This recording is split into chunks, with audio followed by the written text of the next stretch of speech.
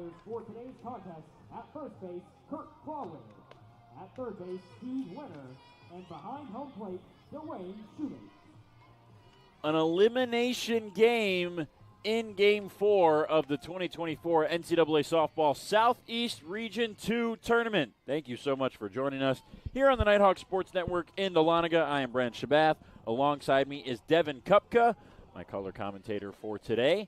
Very glad you could be here. 7th-seeded Flagler taking on 6th-seeded Columbus State.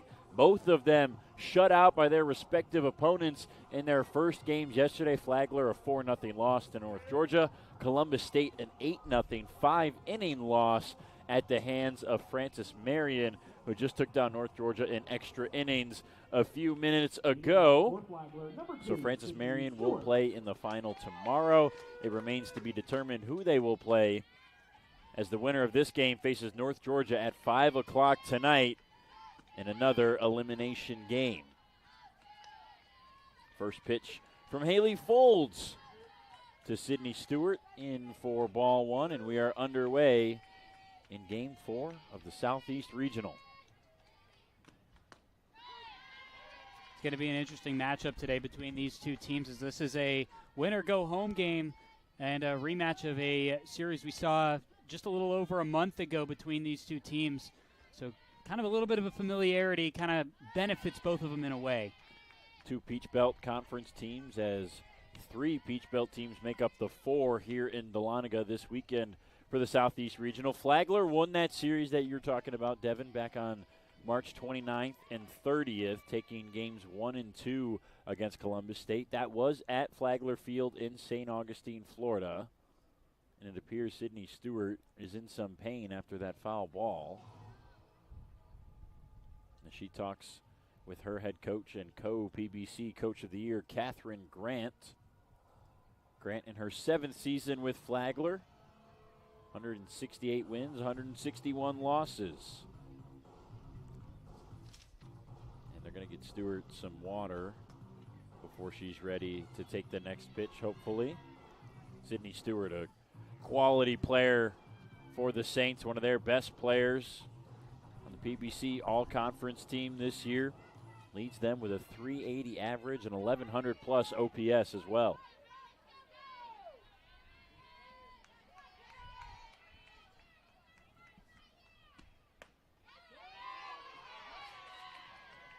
Outside from Folds, 2 balls and 2 strikes.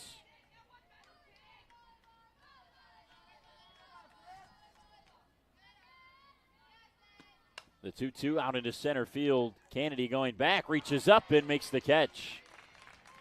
Caitlin Kennedy had a laborious day yesterday against Francis Marion out in center field. A couple tough plays for her to make, but she makes out number 1 here in Game 4. Yeah, and that's something to watch out for in today's matchup. As we saw last night, especially on the fielding side for Columbus State, some mistakes made, and they're looking to clean that up and hopefully being able to get the win today and stay alive in this tournament.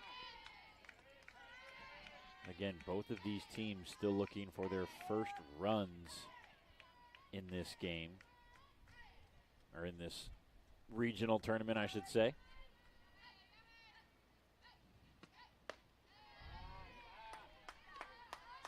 Folds pitched yesterday for Columbus State. She only threw a third of an inning as she started the second inning. She gave up the home run to Michaela Cuthbertson of Francis Marion, a 2-run shot before being pulled.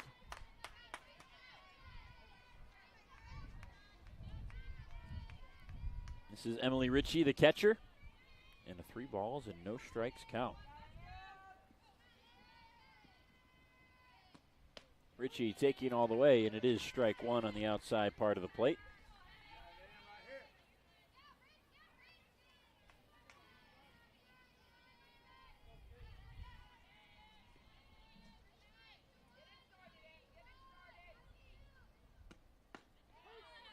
And strike 2 fills up the count.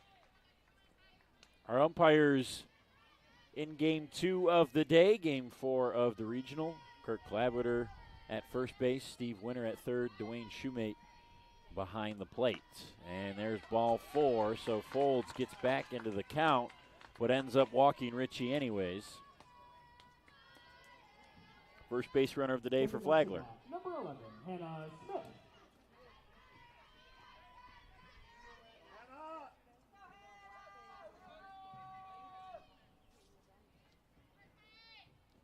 So now it's Hannah Smith, the freshman from Palmetto, Georgia, out of Northgate High School.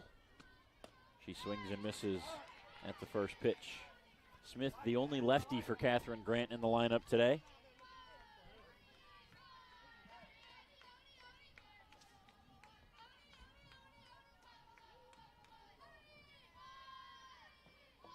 Smith shows bunt and misses as it's now 0-2. One thing we saw from Flagler in that 3-game series back in March is that kind of explosiveness, and that's what yesterday Columbus State had a trouble with against Francis Marion, not being able to score any runs. So they're going to want to keep Flagler contained as much as possible today. Smith fights off another foul ball in the 0-2. There are two offenses that were very good in the regular season. The top 2 home run hitting teams. A lot of extra base power in both of these lineups. That's why it's perhaps pretty impressive that both North Georgia and Francis Marion held both of them scoreless yesterday. These two teams don't get held scoreless very often. 1-2 now on Smith. And another foul ball. So it's just a 1-2 count, but she's already seen 5 pitches.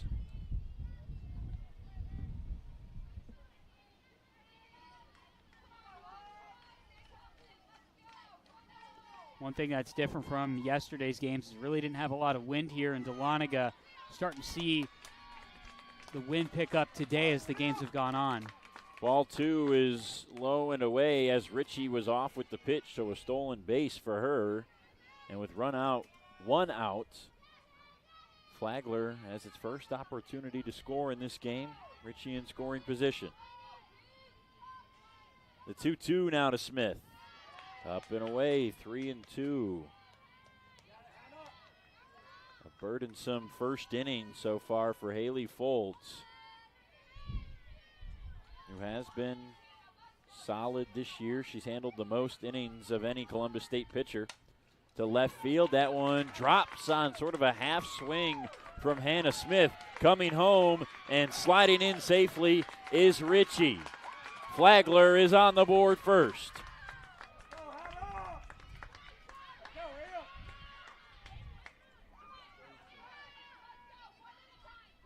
Yeah, Flagler off to a good start. Top of the first, get their first run of the day. And definitely something we kind of saw just a month and a half ago between these two teams. Flagler jumping out early.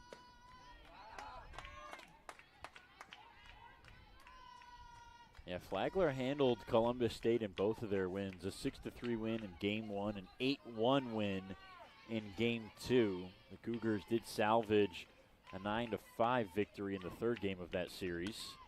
This one's also out to left, but foul off the bat of Cassidy Crump, the second baseman today. Yeah, you're right, Devin. We did not see any home runs in today's first game between the Patriots and Nighthawks. A lot of well-struck balls, though, with the wind steadily keeping them in the ballpark. Another foul ball towards the dugout and into it. So Kenzie Bayer, the third baseman for Columbus State, unable to get there. Makes it 1-2. Yeah, in the game we saw earlier, the pitching was really good from both teams. Really didn't see a whole lot of mistakes in that aspect of the game. Really a tight game, really where you could say in those last couple of innings where you had only 2 runs scored in the whole entire game. Like once you really got to like the 6th inning, kind of knew that whoever scored the next run was probably going to end up the winner of the game, and it's kind of what you got. What happened in that one is Francis Marion taking the win over North Georgia. Yeah, it felt like despite North Georgia leading 1-0 for most of that game. Once we got to the late stages, as there's another foul ball from Crump, and it was still 1-0, it felt like whoever scored next was going to win. And that ended up being Francis Marion. They only tied it until the 9th when they finally took the lead and won the game despite being out-hit 9-4 by the Nighthawks. They got the timely hitting when they needed it. So this is another full count, 3 straight for Haley Foltz.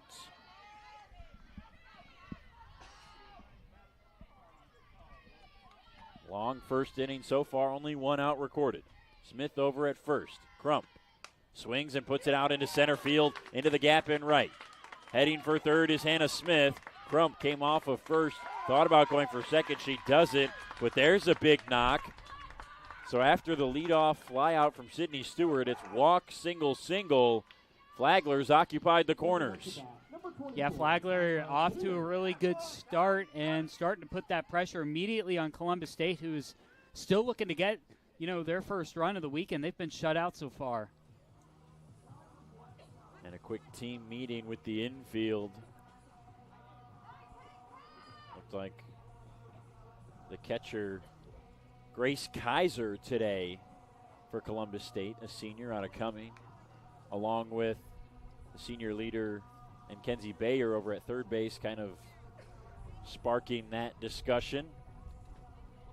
A little surprised to see Kaiser. It's primarily been Nova Wright, the sophomore catcher, who's played and started this season for Brad Huskisson, head coach of the Cougars. So now the first pitch to Kyla Kinnear. Swung on and hit out to left. Hooking foul and unable to make the catch was Lindsey Patton, the left fielder. Yeah, one thing we saw yesterday from Columbus State is they're not afraid to make changes early on. They switched. They had 3 different pitchers within the first 2 innings, so wouldn't be surprised to see if any of these players are on a short leash today, especially facing in a win-or-go-home situation. Grace Kaiser, as we mentioned, the starting catcher today, her 27th start of the year. Nova Wright has 35 starts this season. And perhaps Huskisson planning to win this game and have to play again against North Georgia. Maybe we see Nova right there. This one's out to the gap in left center. That's trouble. It's caught by Patton. Tagging from third is Smith. She's in safely. Now Crump's on a rundown between first and second. Bad throw, and that one gets away out into center field. Now Crump trying to go back to second. That one gets away, and she's safe. Oh, boy. Columbus State just kicking it all over the place. Flagler gets another run on the sac fly, and Crump somehow moves up to second base after the rundown. Yeah, that's something we saw later in the game last night against Francis Marion and Columbus State. A Patriot player was caught running in between. It was first and second base. Columbus State not able to tag that player out. And that's one of the things Columbus State has to clean up from yesterday is some of the fielding mistakes that they had. So Kinnear gets credited with the RBI on the fly out. Smith swings and misses at the first pitch. Mackenzie Smith, the starting third baseman today, redshirt junior out of Tarpon Springs, Florida. The 0-1.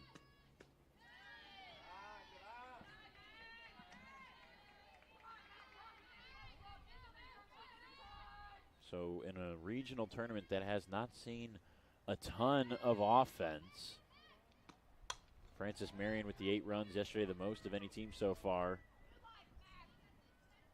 Flagler gets on the board first and early in this game. Yeah, Flagler probably wants to get out of the Peach Belt because it's kind of just a repeat of the Peach Belt tournament in a way when you think about it, because all they faced in this NCAA tournament have been Peach Belt opponents. Lost to North Georgia yesterday, now facing off against Columbus State. So it's just been all Peach Belt for the Saints of Flagler. And it's interesting for Flagler. They've played so many of the same opponents to end the year. So their regular season ended with a 3-game series against USC Aiken and a 3-game series against Augusta. Then in the Peach Belt tournament, they played USC Aiken twice and North Georgia twice. Then they opened the regional with North Georgia. And now they got another Peach Belt foe in Columbus State. Smith strikes out looking, but Flagler on the board first. A couple RBIs, one on a single from Smith, another on a sacrifice fly from Kyla Kinnear. Saints lead it 2-0. Columbus State, their first chance to respond in the bottom of the first here on the Nighthawk Sports Network. How do you make history? In St. Augustine, Florida, Flagler College stands as a beacon where the lion-hearted can forge new paths. Here, your courage finds its name, and ambition finds its home. Inspired by the visionary Henry Flagler, you don't just learn, you create, innovate, and find where you truly belong. So how do you make history? It starts with you, right here.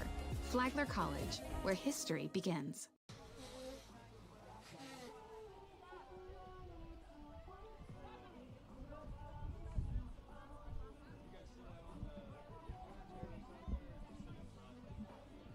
Madeline Wise, a PBC All-Conference selection, getting things started for Flagler in their second game of the regional. Wise, a team best 2.84 ERA in 108-plus innings in the regular season for the Saints. Leading off for the Cougars is number 1, Caitlin She Kennedy. was the leader for a Flagler team that was so successful this year, one of their best seasons in program history, due to their balanced attack both at the plate and in the circle. She'll face Caitlin Kennedy first from the left side. Kennedy, the center fielder, takes ball 1.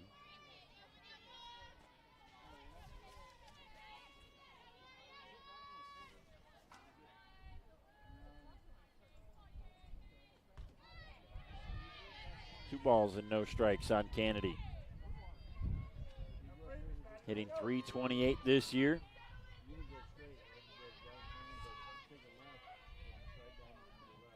.440 on base percentage for the senior from Loganville.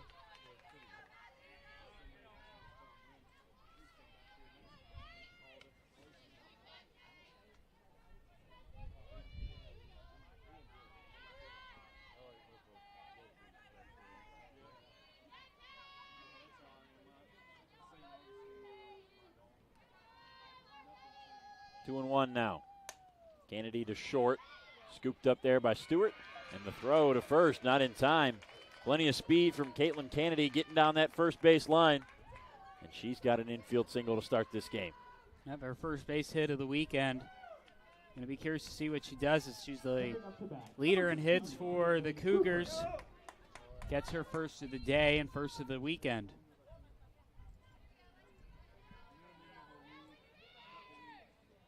Caitlin Cooper now, the lefty right fielder. Takes strike 1.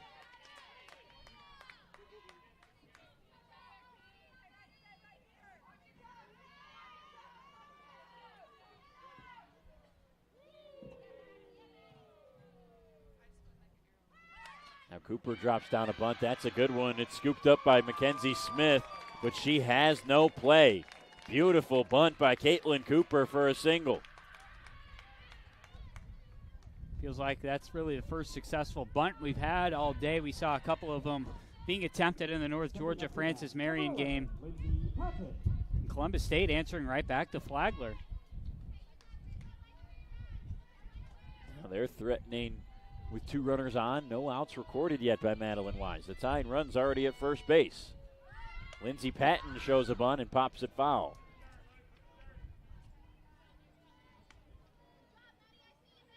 Patton, surprised to see her lay down the bunt. Double-digit home runs this year for her, 10 of them. One of just 3 Cougars to do so, and she had none bigger than when Columbus State was down to its final out in the PBC tournament just 6 days ago. She had a 3-run shot to tie the game against North Georgia. They would eventually take the lead later in that inning in the top of the 7th, still with 2 outs. And then they won game 2 to knock off the 9-year reigning PBC champs. Yeah, Columbus State looking to recoup some of that magic that they had against North Georgia, getting hot at the right time. looking to keep themselves alive in a much needed, especially not being able to put up anything against Francis Marion yesterday. The 1-2 now.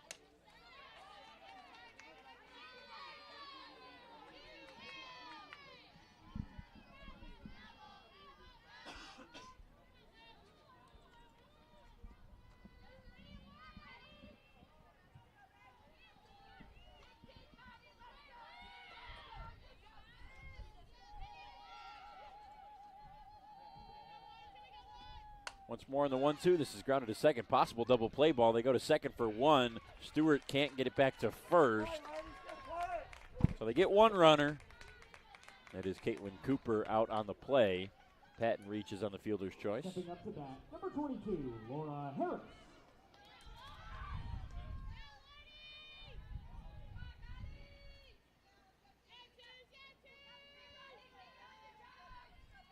So now the DP, Laura Harris.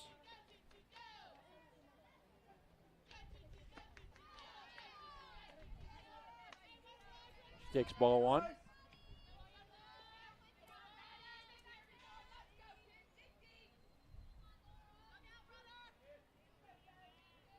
After the three lefties start the order, Harris, the first right-hander. That one's off the glove of the pitcher. They go to first. Does Cassidy Crump. Coming in to score and putting Columbus State on the board was Caitlin Kennedy. So the play results in an out, but Harris gets an RBI on the 1-4-3 ground out.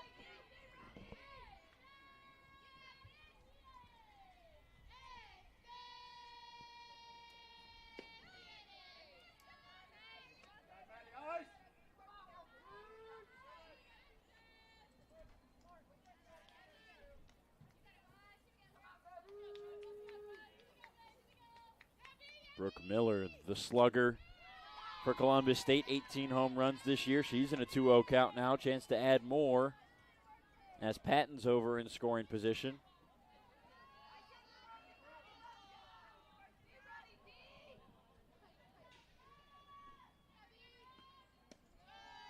And 3 balls and no strikes to Miller.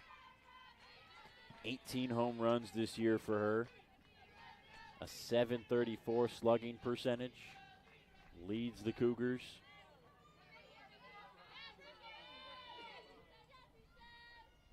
The 3-0. And Miller takes a 4-pitch walk.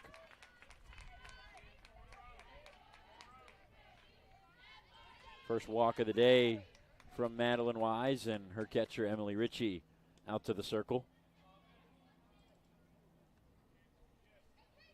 Kenzie Bayer will be next.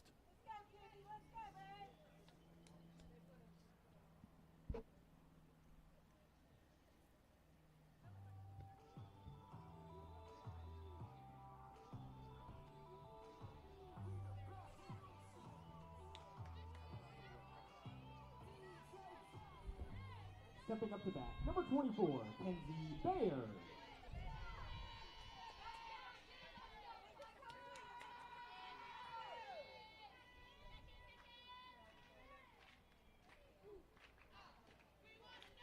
First pitch to Bayer, in for a strike. In her third of the plate.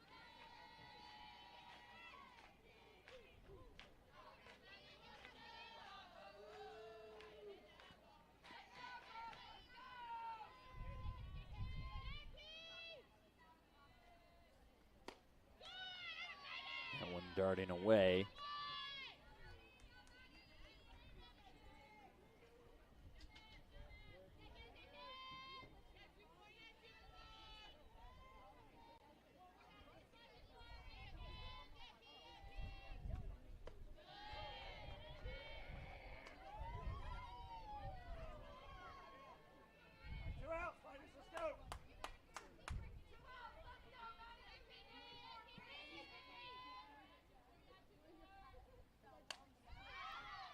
Floated foul.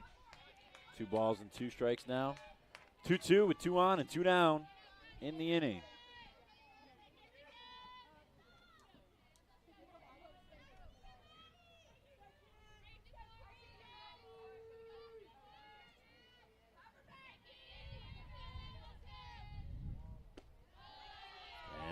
3.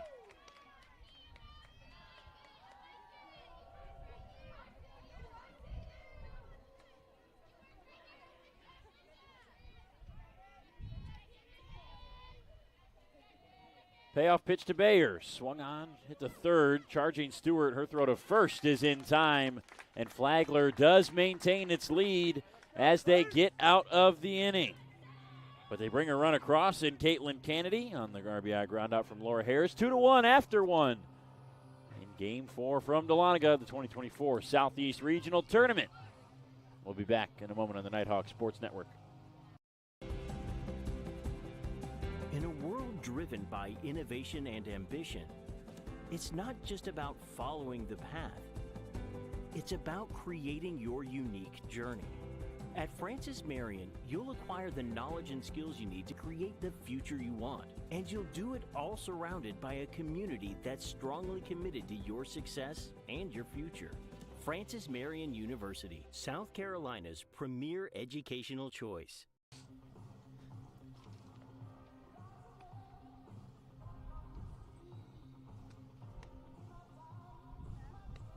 2-1 after 1. Haley Folds back out there for the second inning. She'll face Riley Konowalchuk, Kirsten James, and Paige Maceda from Flagler, the 7, 8, 9 hitters. It was a long first inning for Folds. She had 3 straight full counts to the 2, 3, and 4 hitters, and those were the ones that did the damage. Richie, the number 2 hitter, worked a walk, then stole second base before Smith brought her home with a single. Then Cass Crump had another single. Smith eventually scored in the next at-bat on a sac fly from Kyla Kinnear. So now Konowalchuk, the DP's first opportunity today.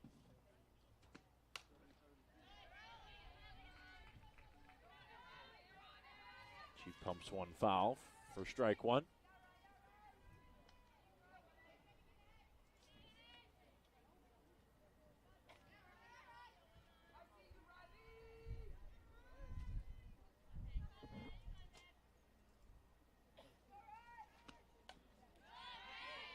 Now 0-2 on Konowalchuk.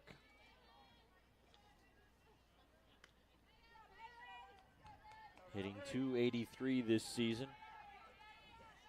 She has 12 extra base hits, half of them home runs. We mentioned a Flagler team. It's 76 in the regular season, one of the best marks in the Peach Belt. Konowalchuk pops this one up right to Kara Waginka. She makes the out.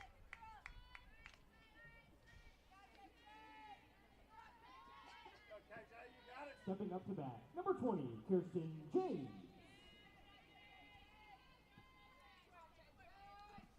Now the right fielder they call KJ. Kirsten James, her first at-bat today. Nearly hit her inside, ball 1.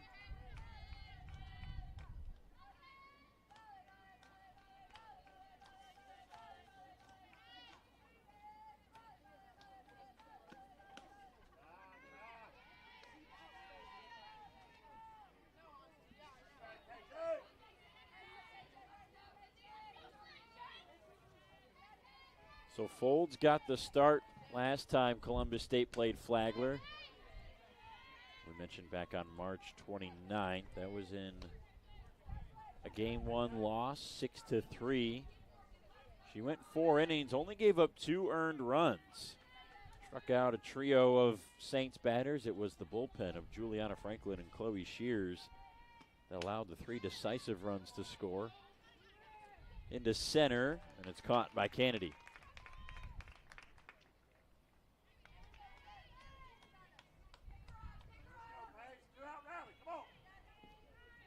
Stepping up to bat, number 13, Paige Maceda.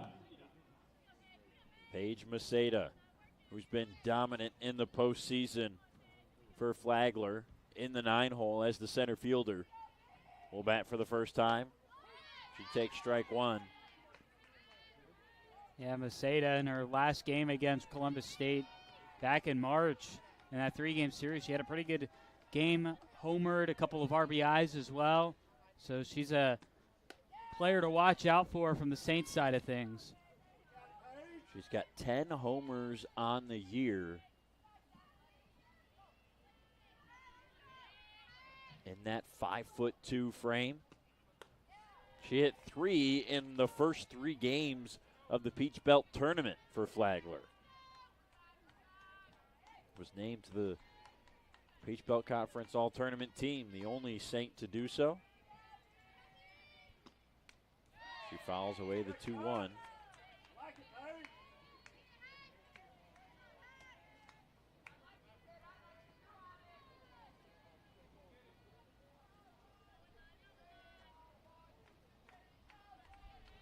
Fold set for the 2-2. Lifted to the left side. Ranging over to her left is Lindsey Patton. She'll make the catch just into left center field. So the Saints go down in order in the second inning. 2-1 game from Dahlonega in the Southeast Regional here on the Nighthawk Sports Network.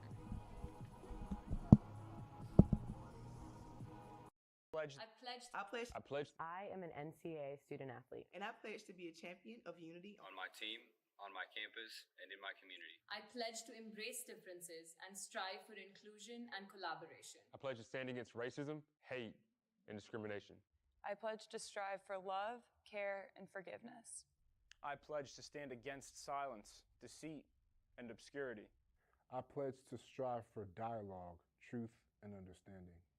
I pledge to stand against fear and doubt. I pledge to strive for trust and belief in one another. I pledge to stand against complacency and stagnancy. I pledge to strive for change and growth.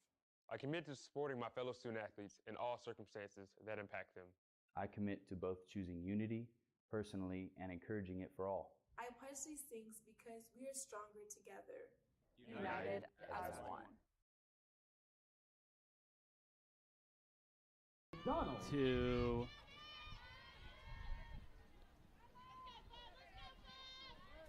Flagler down 1-2-3 in the second, so now Columbus State trailing by 1. They will also have the 7-8-9 hitters in the bottom of the frame, starting with Madison McDonald, the shortstop.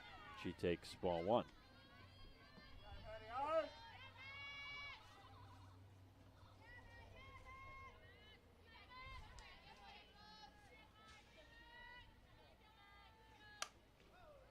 To short, Stewart on a high hop over to first. A nice play.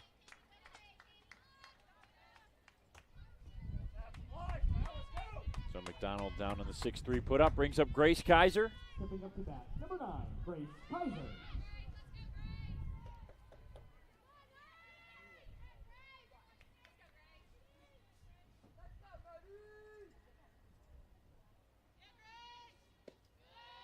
Kaiser takes ball 1.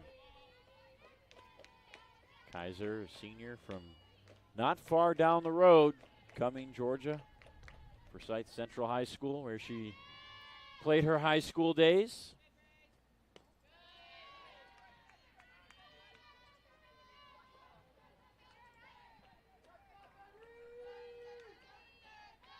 This her first at bat since Game 1 against Georgia Southwestern in the Peach Belt tournament. She only had 1 at bat in that game, didn't do anything with it.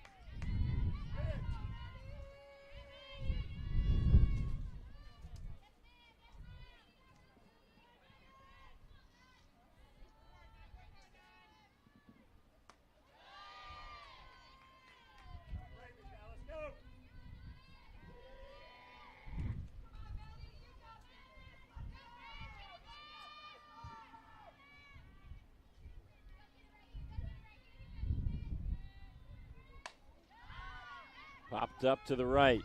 Crump calling everybody off, but it ends up being Smith with the swirling wind who makes the catch. Good awareness by Hannah Smith, who was standing on the first base bag, to reach out and just make the basket catch. Not an easy play. Yeah, you got to imagine how much the wind is going to affect things, especially with different. I mean, yesterday really wasn't any wind here in Dahlonega. Completely changed for today, so gotta imagine it's gonna affect the fielding today. Fly balls have been played well so far for all 4 teams today.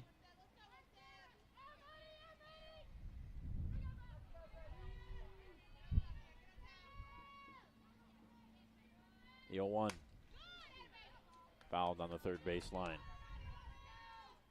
Haven't seen too many fielding mistakes in this game particularly yet, really except for that for Columbus State not getting one of Flagler's runners that was caught in between the bases.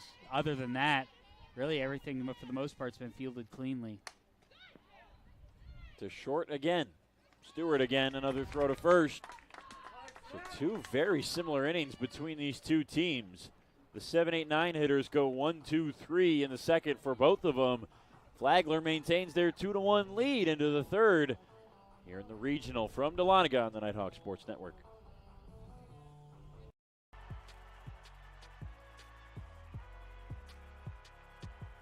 Number 32, Kyle Hornsby. Inside the 30. Touchdown. Michaela Burgess. An incredible finish by Hall. The NCAA and its member schools offer nearly 500,000 college athletes a path to go pro in something other than sports. Learn more at ncaa.org. Yeah. Back here in Dahlonega. Glad you could be with us. 2-1 Flagler in front as we're into the third inning. Haley Folds, the starter, and the still current pitcher for Columbus State. They'll have the top of the order up. Flagler, that is, with Sydney Stewart, shortstop. She glanced a foul ball off of her leg in her first at-bat and took a lot of time shaking off that pain, but she's made a couple nice plays in the field at short, and she will bat a second time. Back up to bat, number 2, Sydney Stewart. Yeah, good to see her back out there. Doesn't appear to be shaken up. He's a fun player to watch, a very good player for Flagler.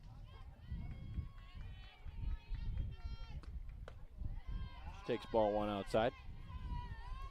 Yeah, Sydney Stewart really leads in a lot of categories for Flagler.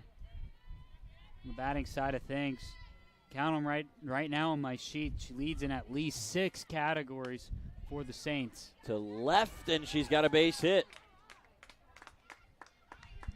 Her first hit of the day, the third one for Flagler, 4th base runner already. And nothing better for an offense looking to grow its lead than a leadoff knock. Yeah, Flagler looking to have a repeat first inning, what they had in the very beginning of the game. Put some more runs up over Columbus State.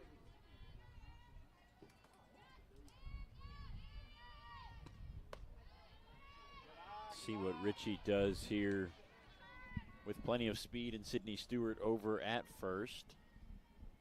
Defense seems to think she might bunt.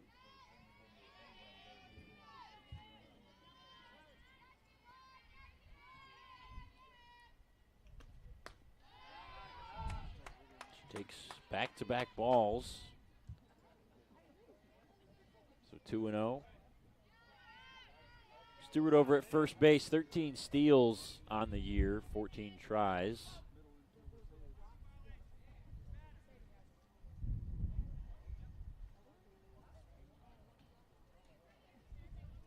And there was a violation on Emily Ritchie. Didn't hear what the violation was or who called it. Like which umpire it was. They say it's 2-1 though. I thought it came from Kirk Claviter over at first base. Dwayne Shoemate then made the signal that it was 2 balls and a strike. And Stewart seems confused, so does even the catcher, Grace Kaiser. So it is 2-1 after the conversation between Catherine Grant and Dwayne Shoemate.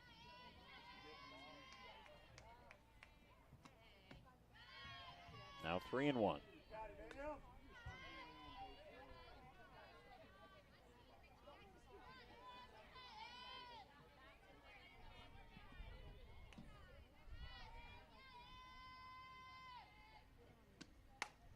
Pitch hit well into left center field. That's down into the gap. Stewart racing around second. She'll head for third. Now she's going to come home. It's a double for Ritchie, and Stewart scores standing up.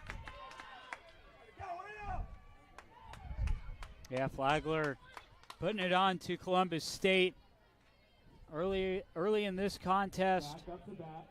Starting to see a little bit of a repeat of what we saw earlier in the season between these two teams. Emily Ritchie with RBI number 32 this season grows the Flagler lead 3-1, and that is the final at bat for Haley Folds. Her day is done here in the third. Brad Huskisson going to the bullpen. We'll step aside for a pitching change for Columbus State here on the Nighthawk Sports Network. To them, the whole world looks like an opportunity, one to be seized, built upon, and made better for their sport and the people around it. To student athletes, every opportunity is a chance to change what could be and show the world what opportunity can do. To Juliana Franklin, the new pitcher for Columbus State, junior out of Leesburg, Georgia. She takes over for Haley Folds, who already gave up 3 runs on just 4 hits, and Flagler was starting to tag the ball pretty well. This inning started with a line drive single from Stewart. They got a line drive double from Ritchie into the gap and left that scored Stewart. And now Hannah Smith, who singled for an RBI and scored in the first, is back at the plate. On the ground to third. Bayer holds the runner and throws over to first. A nice job.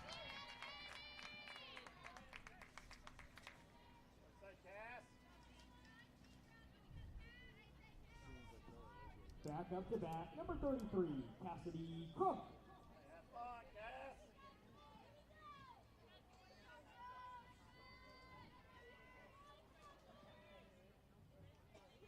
So as Franklin takes over, the runner at second, Ritchie that is, belongs to the responsibility of Haley Folds. 2 innings, 4 hits for her. The run total to be determined, as there's 1 out here in the third. Showing bunt was Cass Crump as it gets away from Kaiser. That sends Ritchie an extra 60 feet closer to third. Haven't seen too many wild pitches in both of the games we've seen so far today.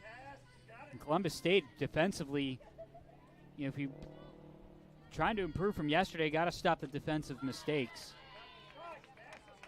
Crump swings and misses at the 2-0. Had the single to right center her first time up. Hitting .290 this year. 11 home runs to tie the team lead with Mackenzie Smith. She shows bunt here, drops it down, coming home and sliding in, but not in time is Ritchie. Now Crump going to second. The throw there is not in time. Ritchie out on the play. A nice job by Grace Kaiser to save a run. Crump ends up on second on the fielder's choice.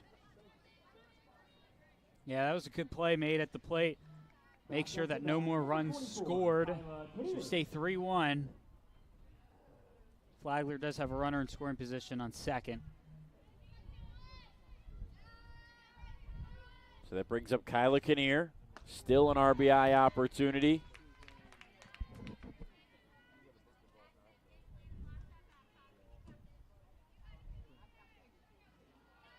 She's already got 1 RBI today. Sacrifice fly in the first.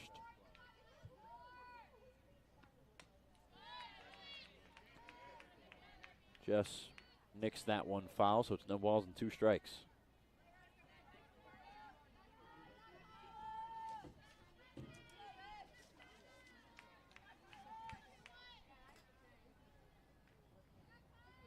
The 0-2 in the dirt, blocked, but the throw to third, not in time.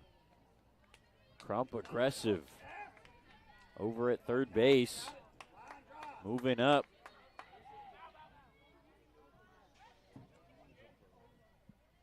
It's going to be interesting to see how aggressive Columbus State will get with the defensive substitutions. They've already switched a pitcher in this game. Remember yesterday, went through 3 pitchers in the first 2 innings. It's going to be interesting to see how they approach this game, how aggressive they are. Because in reality, when you look back at yesterday when they were switching pitchers, the game wasn't completely out of hand at the time. So it's going to be interesting to see what happens. Strike 3 called to Kyla Kinnear. She knew it. A good changeup from Juliana Franklin gets them out of the inning. Flagler adds another. It's 3-1 Saints. Columbus State trailing by 2 runs. They'll bat in the home half of the third after these words on the Nighthawk Sports Network.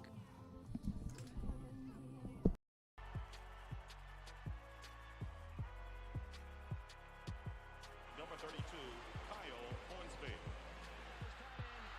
Inside the 30. Touchdown. Michaela Burgess. An incredible finish by Hall. The NCAA and its member schools offer nearly 500,000 college athletes a path to go pro in something other than sports. Learn more at ncaa.org.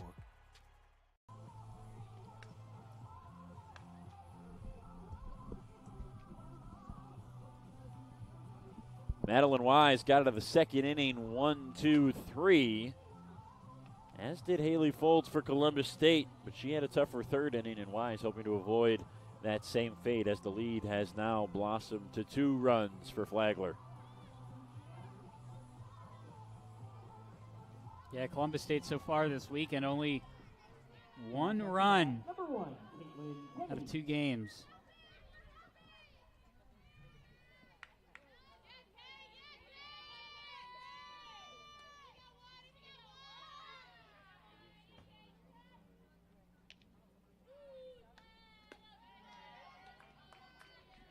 First pitch to Caitlin Kennedy, a ball. Kennedy singled and scored the only run so far for Columbus State in her first at-bat to start this game.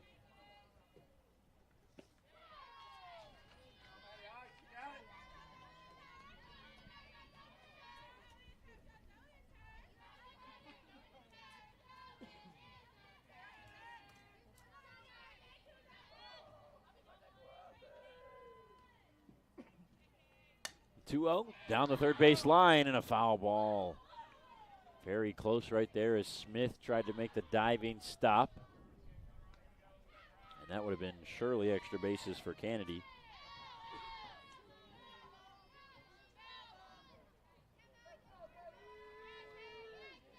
Yeah, Caitlin Kennedy looking to have another multi-hit day. She's put a string of them over the past 2 weeks, has had 3 games with multiple hits in them.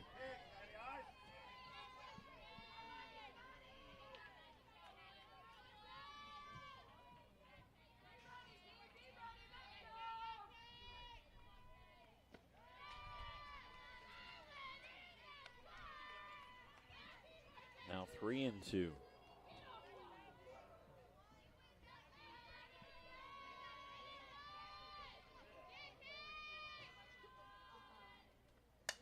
Kennedy out to left, well struck, going back, and it's over the head of Kyla Kinnear. Kennedy racing for second, and a big leadoff double for Caitlin Kennedy. She's 2 for 2 today. A single and a double, trying to put Columbus State back on the board. Yeah, yesterday she only had 1 at-bat against Francis Marion, so you take that game out of the equation. Last 2 out of 3 games, multiple hit games for her.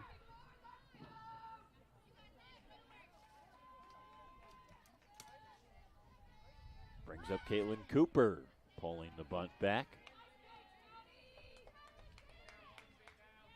Robert DiClemente and I talked about some of the other North Georgia athletics going on today in the first game of Day 2 here in the Southeast Regional.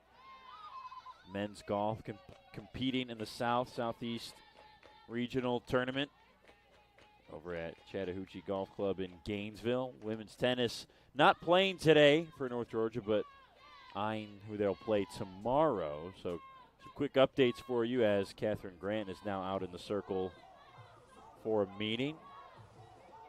Men's golf, the #1 team in the country and the #1 team on the leaderboard right now through the first round. 8 under par for the Nighthawks, ahead of some top 25 teams in Florida Southern, Nova Southeastern, Barton, Coker rounding out the top 5. that top 5, the only 5 under par in round 1 of the regional. Those teams playing continuous 36 holes today. They started with a shotgun start at 8:30 a.m. So they'll finish 36 today and then have an 18 tomorrow to decide who is advancing to Orlando. The top 5 golf teams in the regionals across the country will advance. North Georgia in a prime spot to do that right now. Go back to the championships for the second year in a row. 3 balls and no strikes to Cooper. Meanwhile, for women's tennis, Columbus State beating Erskine. So the Cougar fans listening, your women's tennis team has advanced to the next round of regionals. They beat Erskine 4-0 today. So Cougars and Nighthawks will face off at the UNG Tennis Complex at Yahula Creek Park tomorrow. And the winner of that match will move on to Orlando as well for the national championships and a festival year for Division II.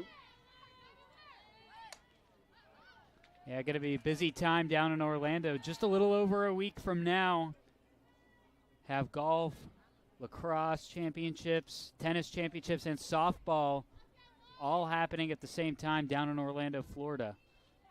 So if you're a university that has multiple schools participating in it, it's going to be a fun time down there. So with 2 on and nobody out yet, Lindsey Patton out to left field and over the head of Kyla Kinnear. She goes and picks it up in the corner. Racing home is Kennedy. Going for third is Cooper. Everybody's safe on a big shot double from Lindsey Patton. It's 3-2.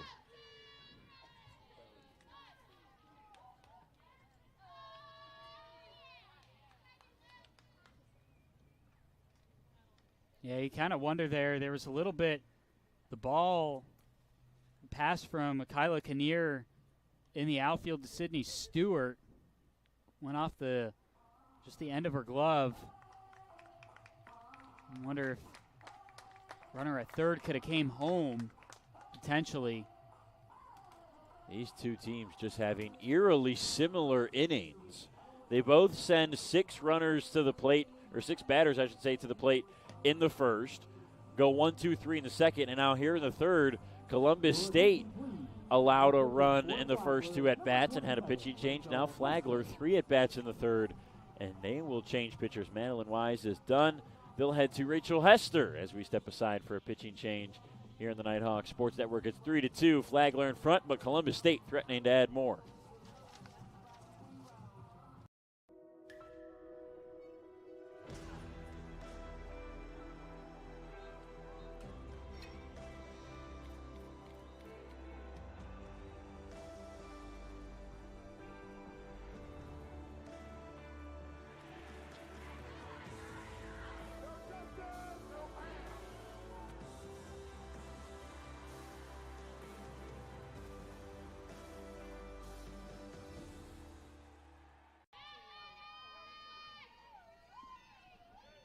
So the DP, Laura Harris, will bat 2 in scoring position. The starter, Madeline Wise, is responsible for both of those runners as Rachel Hester tries to get them out of this jam. Hester, a junior from Navarre, Florida, 3.59 ERA this season.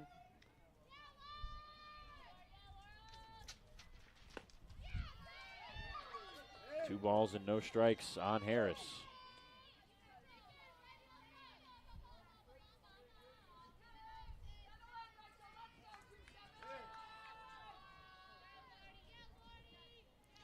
Yeah, Hester just back in March against Columbus State pitched 4 innings, allowed 5 hits, only 3 earned runs, 4 strikeouts. Back on March 30th. Hester also started and went the complete game yesterday. This one's out to center field, going back Maceda. She'll make the catch. It's deep enough for Cooper to tag. Both runners tagging up. Cooper scores. Patton over to third, and Columbus State has tied it on the sac fly from Laura Harris.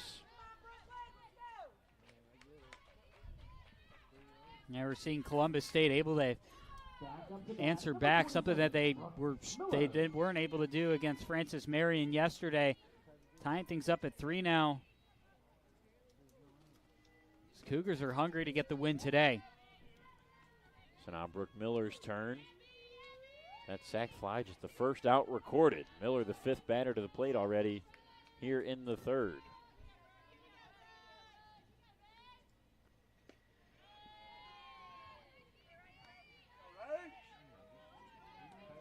So Hester threw yesterday for Flagler against North Georgia.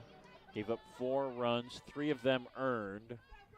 Only a walk and a strikeout in 6 complete innings. And she pumps in strike 1 after the first 2 were outside the zone.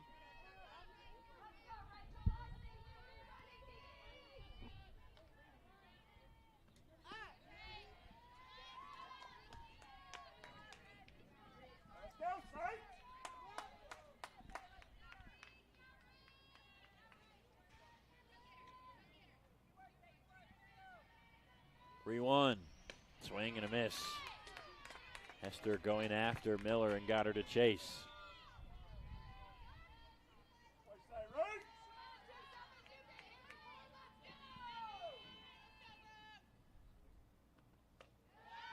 And a walk. Flagler's pitching struggling here in the 3rd.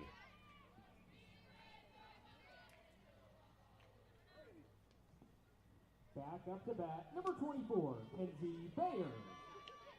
That's the 48th walk of the season for Rachel Hester. 101 strikeouts in total. Now another tough batter to face in Kenzie Bayer.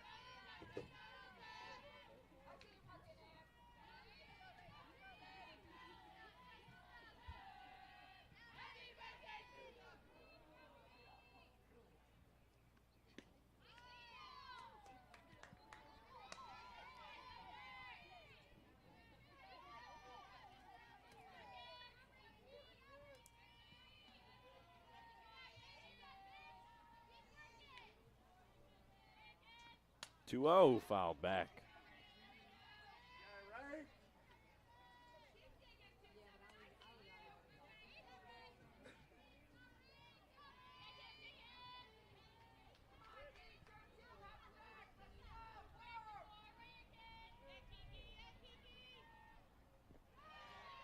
In the dirt for ball 3.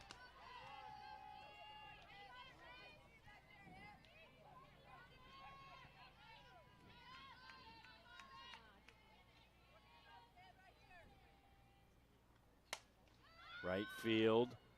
James over to the foul line. She makes the catch, tagging from 3rd. Patton, she's in safe. And Columbus State has its first lead of this game, 4-3. Taken here in the 3rd with 3 runs. Back up to bat, number 5, Madison McDonald.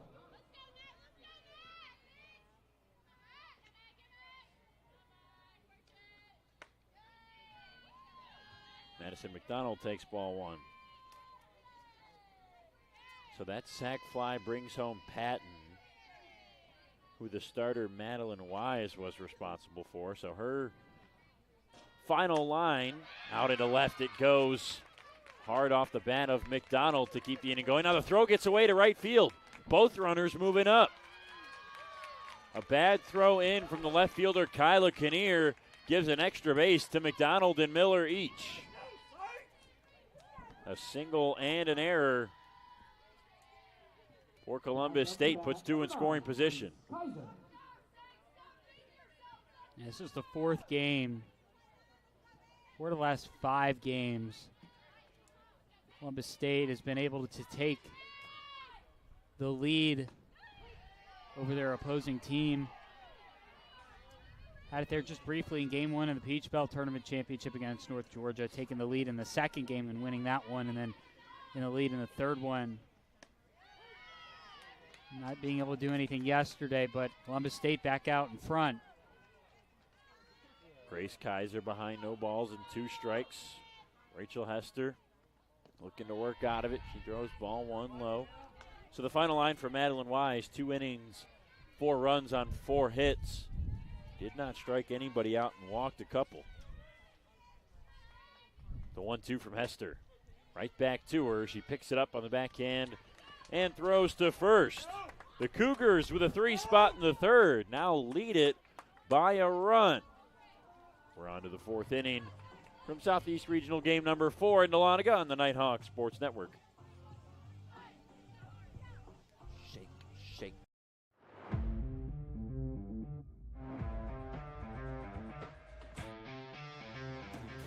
We have a long tradition of athletics at the University of North Georgia.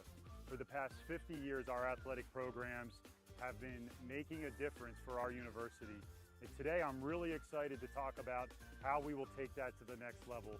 When you think about elite athletics, you think about elite performance. Mary Rob, tell me what that means to you. So elite performance at the University of North Georgia is unique because we have a value proposition unlike anybody else in this country, where we're able to perform at the highest level because of our connections with our Corps of Cadets and our College of Health Sciences and Professions, coupled with our professionals from coaches, athletic trainers, support staff in our Department of Athletics, where we're preparing our student athletes to battle on the field of competition, in the classroom, and in our community. We'll be elite in everything we do. So today, we are really excited to announce our strategic bet, where we are going to deliver elite performance, elite competition, and the most value-adding Division II athletic program in America. Go Nighthawks.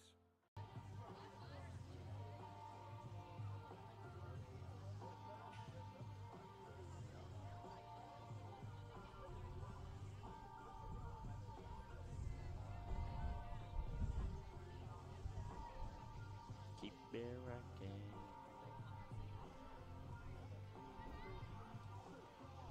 Juliana Franklin in the circle for Columbus State to start the 4th inning. She came on in the 3rd with no outs. Was able to get out of the inning, but a run did come across. That run belongs to the starter, Haley Folds. So Franklin will face the 6, 7, and 8 hitters, Mackenzie Smith, Riley Konowalchuk, and Kirsten James, starting with Smith. And the first pitch to her is outside for a ball. Franklin, a 5.31 ERA in 84 innings this season.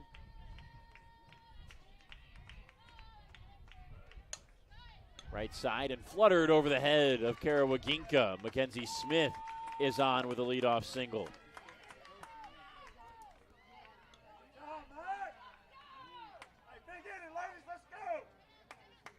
Back up to bat, number 18, Riley Konowalchuk. So looking at Franklin's numbers, good strikeout to walk ratio, 64 Ks this year, 21 walks, despite somewhat of an elevated ERA. The biggest issue for her has been the hits. Opponents hitting nearly .310 against her. 19 extra base hits. That's 15 doubles and 4 home runs in total. See, the infielders have shifted a little bit. Potentially getting ready for a bunt there. Looks like they have shifted back out.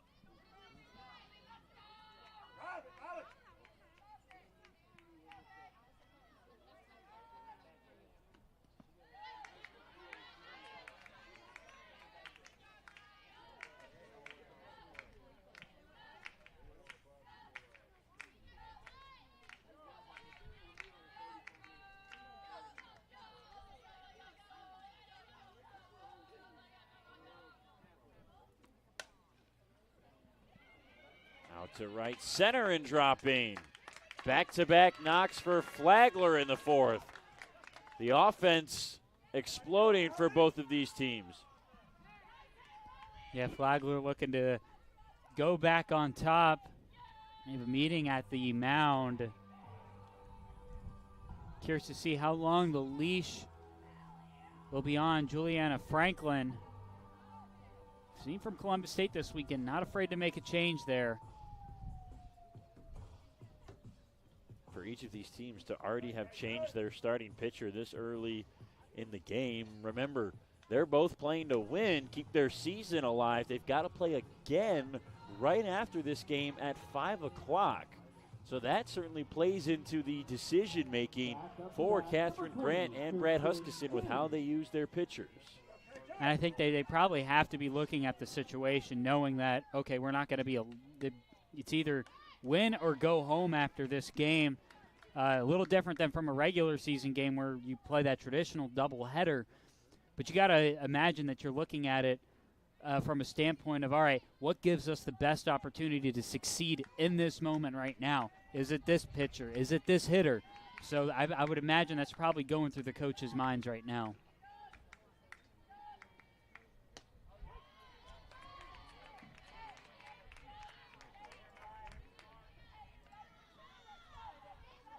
So Kirsten James behind no balls and 2 strikes after the 2 leadoff singles. She's got Mackenzie Smith in scoring position. She represents the tying run. 0-2 out to left. This one drops down right inside the line. Coming around to score is Smith. She's there without a throw. And the game is tied off 3 straight singles to start the 4th from Flagler. Yeah, this is an exciting game so far. Lead swapping again. After Columbus State was able to put 3 runs up on the board in the bottom of the 3rd. It's going to be an exciting one between these 2 Peach Belt rivals. Already been a very good day of softball within the first 2 games so far. As Paige Maceda fights one off foul. You know, some fans, they want those higher scoring games, but also really, you know, it was a low scoring game in the last game between Francis Marion and North Georgia, but it was a very exciting one as well because really you kind of knew, and we mentioned it earlier, that when you got towards really the 5th or 6th inning, you kind of knew that the next run would end things.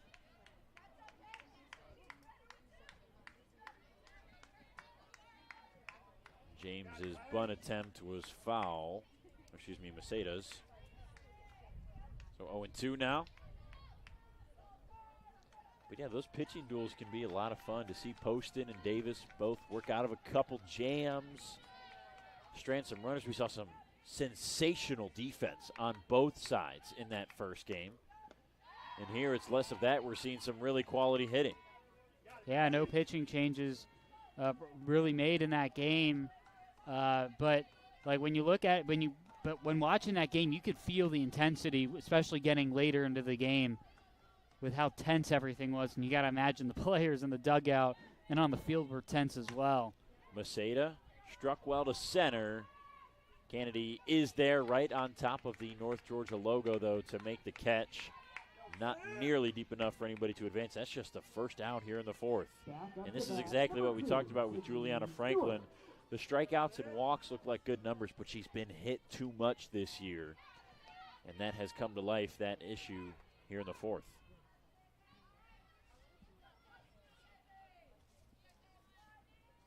Sydney Stewart at the plate for the 3rd time today.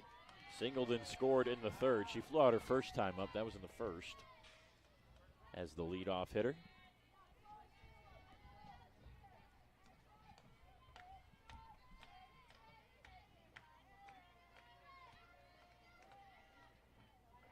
Now the 1-0. 2 balls and no strikes. Franklin staying away from a dangerous hitter. Certainly don't want to load the bases with who's next, though, with Emily Ritchie and Hannah Smith.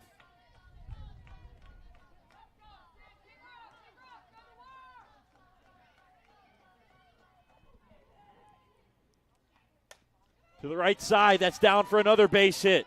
Stewart with her second of the day. It gets by the right fielder Cooper. Coming home to score is Konowalchuk. And now in another rundown, but plenty of room to slide into second is Stewart, and that brings home James. Starting to see a recurring recurring signs from this Columbus State defenses, the fielding errors and mistakes, and that's what's really held them back this weekend. That's something that's glaring from this Columbus State team. 2 runs able to score there. We're in a situation you could have almost had no runs scored or even just 1 run scored, but turns into 2 runs. The second time this game that we have seen a runner not caught, but they were caught between bases, but they weren't tagged out. I mean, if you're the infield there, you have to be communicating. When Stewart makes that hard turn around first, Stewart's run doesn't matter. I mean, where she is right now, you've got to focus on that runner over at third in James, who was able to come home solely because the defense was occupied trying to get Stewart out. Yeah, and James it took a while for her to just even decide to run home.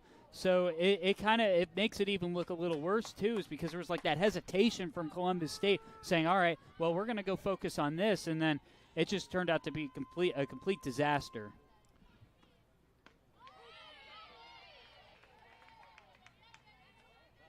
So that's now 2 errors in this game.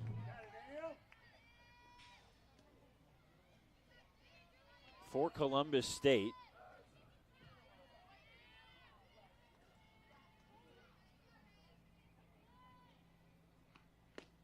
Swing and a miss. And Franklin responds by striking out Ritchie.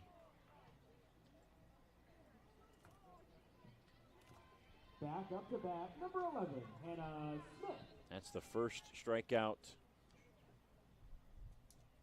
Second strikeout of the day for Juliana Franklin. Third in total for the Columbus State pitching staff.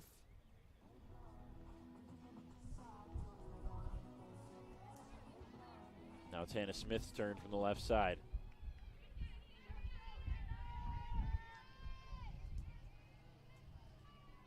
Lefty on lefty here.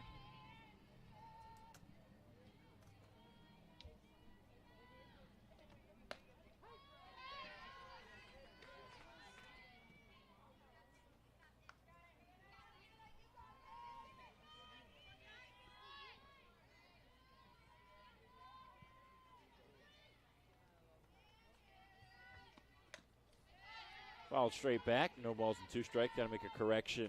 That's the first error of the day for Columbus State, the second error in this game, as Flagler had a similar one in the outfield as well. A throwing error on their left fielder, Kyla Kinnear. 0-2, just bounced foul. So that error goes on the right fielder, Cooper, as she was unable to field the ball cleanly on what should have been a 1-run single. It allowed Stewart to start towards second base, and it gave an extra base to Kirsten James to go to third. And then the occupation of the defense with Sydney Stewart on the infield brought James home to make it a 6-4 game. Yeah, and just the mistakes on Columbus State is what's held them back all weekend, and it's continuing to show here, and that's something, got to clean up as soon as you can. Strike 3 called. Hannah Smith is down. Franklin steadies the inning with back-to-back strikeouts, 1 swinging, 1 looking. She's got 3 total, but Flagler now back in front. We've got a seesaw game. It's 6-4 Saints. Columbus State will try to respond in the home half of the 4th on the Nighthawk Sports Network.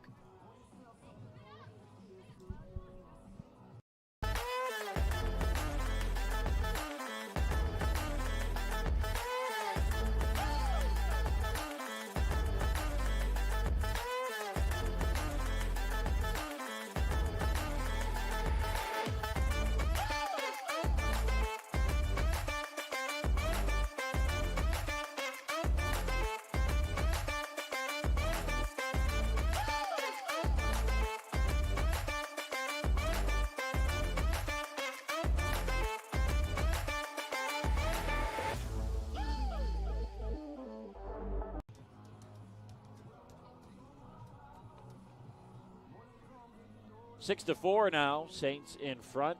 Bottom 4. Columbus State will have the 9-1-2 hitter starting with Kara Waginka up to bat in this 4th inning. Yeah, Columbus State got to rebuild that momentum. Having that 3-run inning in the bottom of the 3rd, then Flagler responding with 3 runs of their own.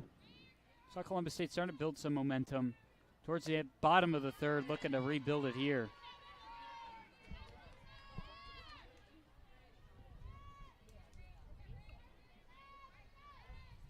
Again, the winner of this comes back at 5 o'clock to play North Georgia, and Columbus State making their bid for that with the leadoff single from Waginka.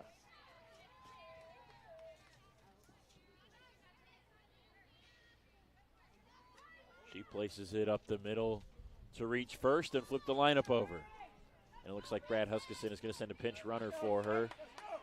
It'll be Izzy Rapati, freshman out of Carrollton, running for the first baseman.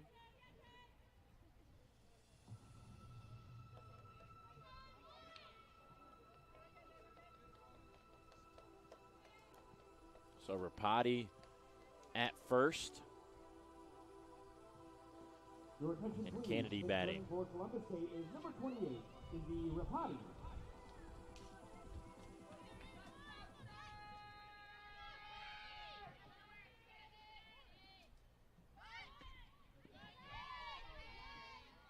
Kennedy snatching back the bunt.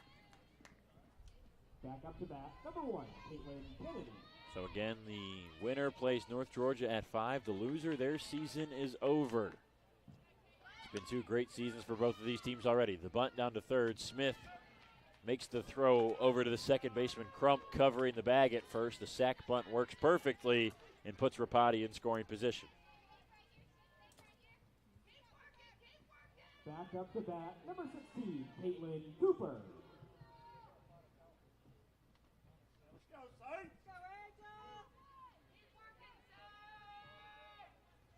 Caitlin Cooper's turn. She's reached in both of her first plate appearances. Singled in the first, walked in the third. She also scored after her walk in the third.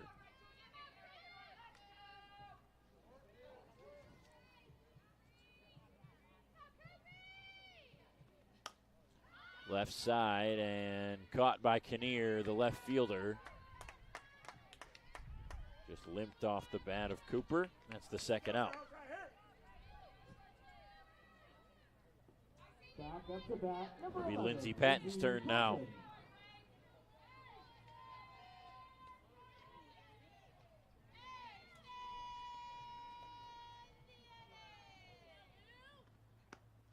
Patton takes the ball outside. She doubled and scored last inning.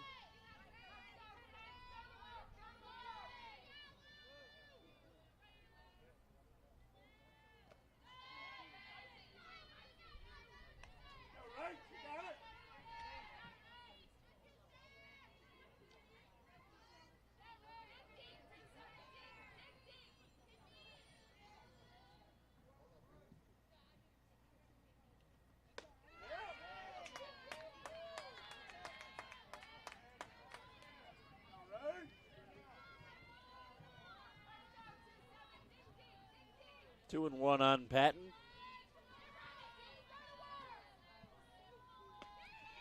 And make it 3. So with game 1 of the day going into extras, game 2 got started a little bit late, and now with plenty of offense through the first 3.5 innings, it doesn't look like the elimination game for tonight will start on time at 5 o'clock. There's certainly a chance it does, should some unforeseen offensive explosion happen in this game. Yeah, it just means some more primetime softball action. We saw that last night in Columbus State Francis Marion game, something that doesn't happen too often here in Dahlonega. Can't really speak too much on the other teams, but nonetheless, very cool to watch a game under the lights. Yep, not too many under the lights games for anybody across the country. Nighthawks had at least one earlier in the year, and that was a similar thing where there was a showcase event here in Dahlonega, and there were multiple games in a day. The 1-1 is low. The only softball game that I've worked at was a primetime game that was outside of any showcase event. It was probably last year, but that was due to weather-related events where the game didn't start till 7 o'clock. So down to 2-1 count to Harris. Catherine Grant out of the dugout to talk it over.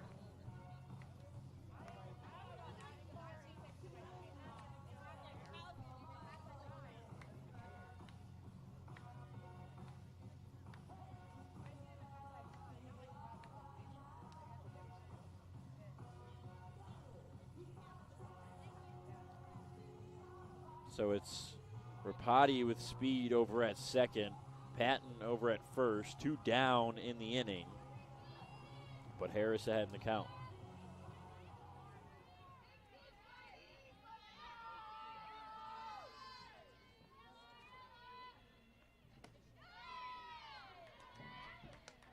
And the 2-1 misses.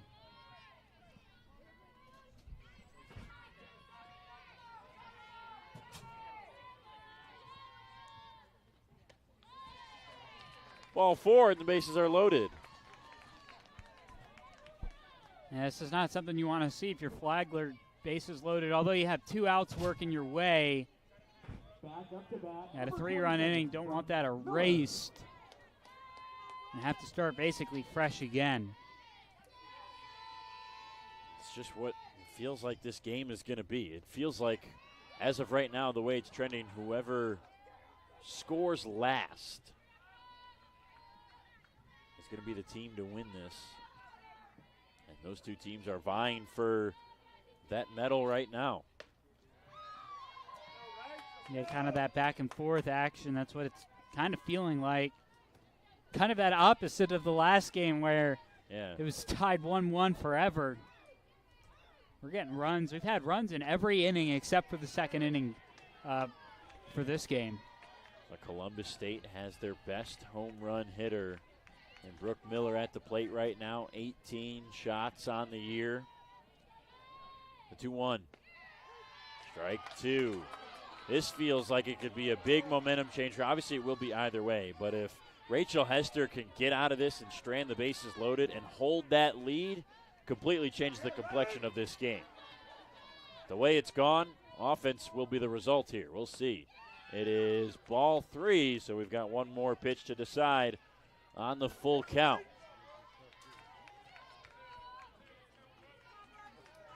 The crowded bases and the runners will be off with the pitch. 3-2. Swing and a miss. Rachel Hester stops her foot into the ground and puts her stamp on the 4th inning. A big swinging strikeout of Brooke Miller leaves them loaded for Columbus State. Flagler holds on to its 2-run lead as we head to the 5th here in Dahlonega in the Southeast Regional on the Nighthawks Sports Network.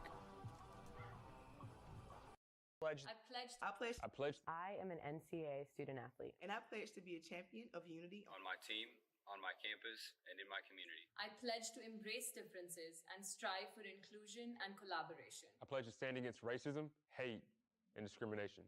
I pledge to strive for love, care, and forgiveness. I pledge to stand against silence, deceit, and obscurity. I pledge to strive for dialogue, truth, and understanding. I pledge to stand against fear and doubt. I pledge to strive for trust and belief in one another. I pledge to stand against complacency and stagnancy. I pledge to strive for change and growth. I commit to supporting my fellow student athletes in all circumstances that impact them. I commit to both choosing unity personally and encouraging it for all. I pledge these things because we are stronger together. United as one.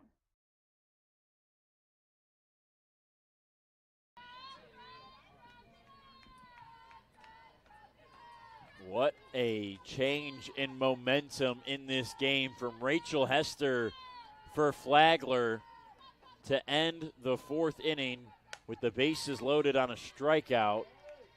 And now her team going against the Cougars, who have allowed a run or more in every inning except for one in this regional.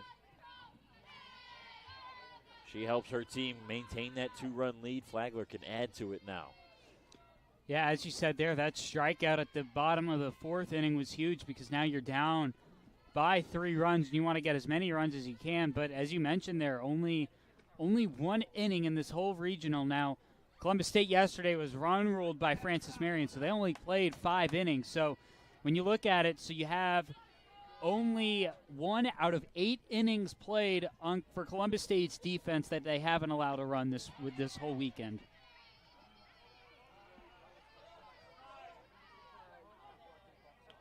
2-1 on Cassidy Crump. Singled in the 1st, reached on a fielder's choice in the 3rd. Juliana Franklin came on in the third inning with nobody out, and Crump ropes one out into center. That's caught by Kennedy. Leaning forward, nice catch from Kennedy, the senior. But a little surprised with the short leash that Brad Huskisson gave his starter Haley Folds. She went 2 innings, gave up 4 hits and 3 runs. Franklin came on in the third inning, and since then she's given up 4 hits and 3 runs as well. And she still comes back out for the 5th. So again, that's maybe part of the conversation we were talking about trying to keep this season alive and planning the bullpen. If you're both these coaches, you have to plan for the next game in some capacity. You don't want to put the cart in front of the horse, but you can't expend all of your energy and all of your arms in this first game just to win, and then you're in the second game with nothing left. Yeah, and that's the thing is that, we've seen Columbus State make all those changes. They did it in the last game against Francis Marion, and then they didn't make a change again after the second inning. And, it's kind of exacerbating all of your resources just to win this one game if you have to play right after this. So it's kind of a puzzling move. But if you're able to rotate pieces enough to the point where, okay, everybody has equal amount of playing time, especially when you're on the pitching side of things, you might be able to save a little bit for the second game, but you got to imagine sometimes some of that fatigue is going to catch up with you. And now, for what it's worth, Columbus State did a similar thing in the Peach Belt Tournament Championship. Late swing there from Kinnear, and that results in an easy ground out the opposite way as Waginka keeps it and steps on the bag. But they got down 4-0 to North Georgia. They had used a number of pitchers in Game 1. They needed to win to get to Game 2 as the if-necessary game. And they did, and then in Game 2, they just used some of the same pitchers, and a lot of the same players were out there pitching again as they were in Game 1, and just got to fight through the tiredness, fight through the fatigue, and they did, and found a way to win. Yeah, and they got hot at the right time with they were on the heels of really losing the Peach Belt Tournament Championship, but then able to those last 7 innings last 8 innings for Columbus State on last Saturday was just, they were just able to turn it on, and they're looking to get a little bit of that magic back here, because now it's a little bit different in that Game 2 against North Georgia where, okay, you're going to probably be in the tournament next week, but now it's the do or die, and you want to continue your season here. As one can expect, there's boatloads of energy and adrenaline when you hit a game-tying home run down to your last out, and Columbus State just rode that into the next game. They got started scoring early against Tybee Denton in North Georgia and continued that to an 8-2 win in the championship. 4 runs for them on 6 hits today. They trail 6-4. Inside on the 3-1 to Mackenzie Smith, so she works a 2-out walk. That's the last thing you want to say. It seems like 2-out and leadoff walks almost always find a way to come around to score. We'll see what Flagler can do with it here with Riley Konowalchuk first. That's just the first walk allowed by Franklin since she came on. Only 2nd in total for Flagler this game.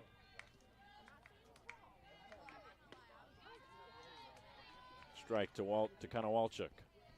Yeah, we've seen, I would say, decent pitching really all day and for the most part all weekend in the Southeast Regional Tournament, and it's for the most part it's in this game as well. The 0-1, nasty pitch, a swing and a miss from Konowalchuk. Franklin 1 pitch away from getting out of it, and this would be huge for Columbus State. It feels like these two teams are just trading blows right now. You score, I score. You hold us scoreless, we hold you scoreless. Back and forth. And Franklin 1 pitch away from doing that here. She does! Swing and a miss. The throw down to first completes the strikeout of Konowalchuk and Juliana Franklin. A beautiful 5th inning. Her team has a chance to close the gap in the bottom of the 5th. 6-4, Flagler leads Columbus State batting after these words on the home of the 2024 Southeast Region 2 Tournament, the Nighthawk Sports Network.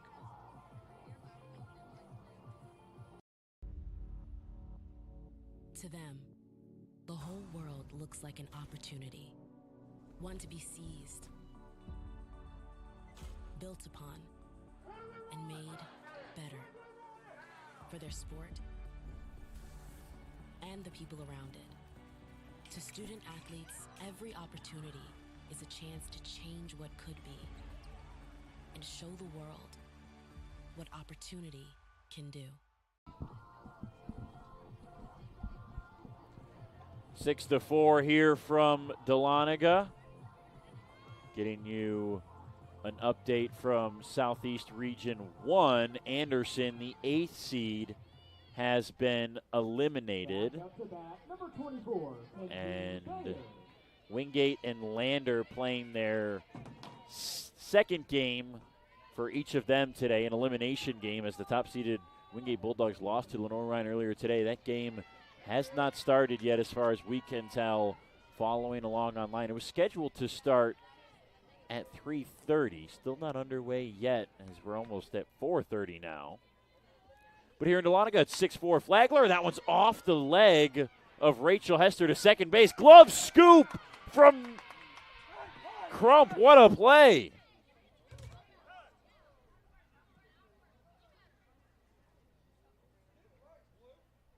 So a lot just happened right there. Bayer rifled it off the leg of Rachel Hester. Cassidy Crump picked it up with her glove, scooped it to Smith at first, and Bayer was out on the play. She was visibly and vocally upset with the call, and now the attention has gone to Hester in the circle after taking that one off the ankle area.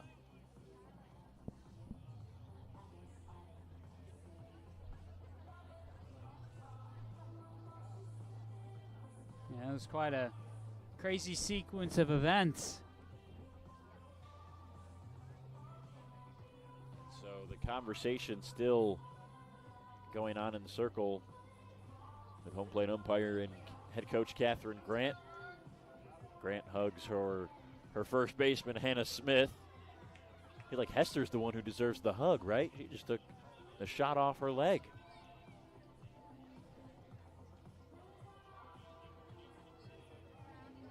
And it'll be a couple warm-up pitches under the eye of Catherine Grant, from Rachel Hester.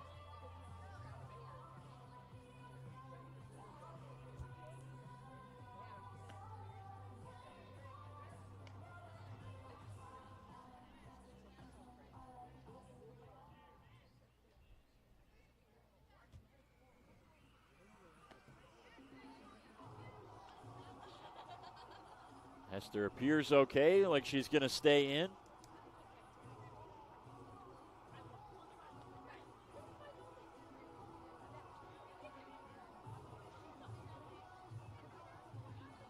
Gets a pat on the back from Catherine Grant. So it'll be Madison McDonald, the batter, with one out in the 5th.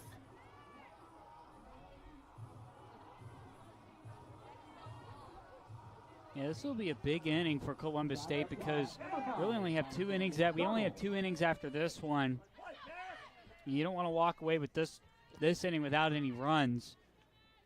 So chances are really winding down, and Columbus State, that was their second inning in the past 4 where they haven't allowed any runs in the top half of the frame. It's going to be interesting to see how things go the rest of the way for the Cougars as they look to starve off elimination. McDonald in a 1-1. She herself is 1 for 2 today. Singled her last at bat. That was back in the 3rd.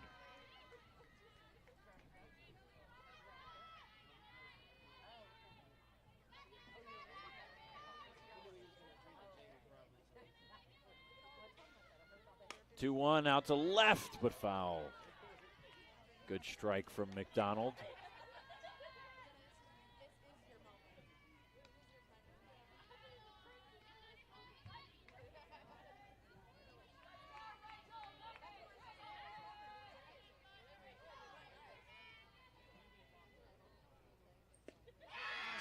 Swing and a miss. There's strike 3. 2 outs now in the 5th. Second strikeout for Hester. I'd imagine Columbus State's probably going to start getting really aggressive on the batting side of things. Down 3 runs late in the game.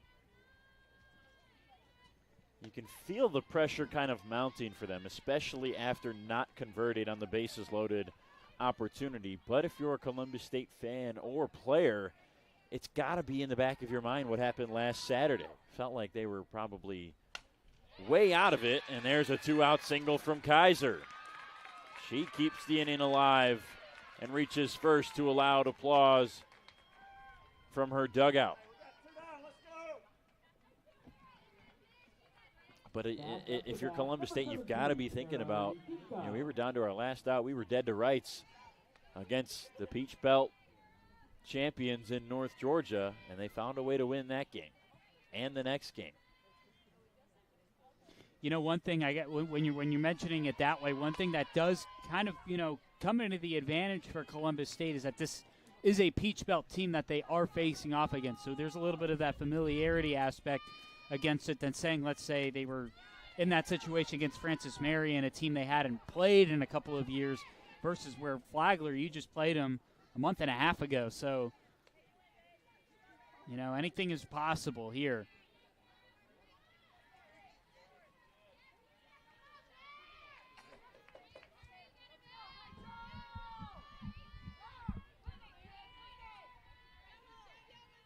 So now Waginka behind 0-2. She takes outside.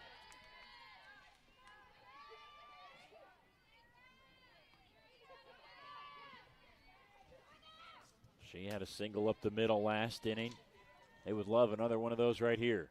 The middle is wide open as the infield playing to its respective sides with Stewart and Crump, the middle infielders.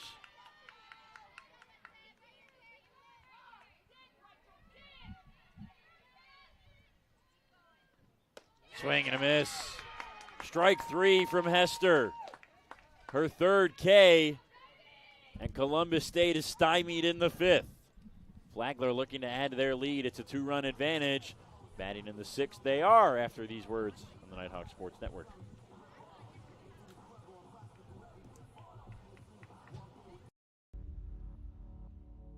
To them, the whole world looks like an opportunity, one to be seized, built upon, and made better for their sport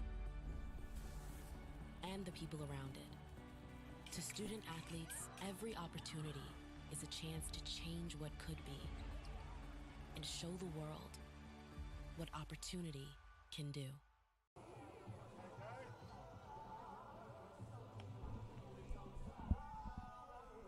So we've heard from our local meteorologist that there's been some rain in the area of the Southeast Region 1 tournament. We were trying earlier, if you missed it, to get an update between top-seeded Wingate and fifth-seeded Lander, who play in an elimination game that was scheduled for 3:30. According to the live stats and anything we can tell on the official athletics pages of both of those teams, that game has yet to start. And Devin Kupka, our local meteorologist, figuring out that there's rain. That is I believe, grass field at Wingate University that they play on. And one thing, if you remember, yesterday they had to move the site of where Southeast Regional 1 was being played. So I'd have to imagine that they probably do play on a grass and dirt surface in North Carolina. This is Kirsten James leading off the 6th inning for Flagler. She hits it on the ground to second. Miller makes the play.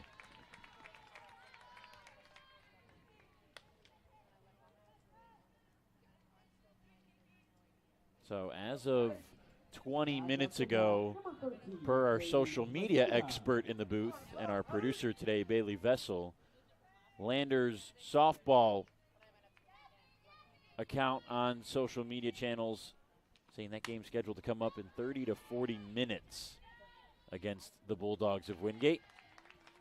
This is Lander's first NCAA tournament, and they picked up their first NCAA tournament win against Anderson to stay alive. That was 4-0 earlier today, and now they've got a chance to knock off the top seed in the region. So on the fly out to center from Maseda, the lineup turns over to Stewart.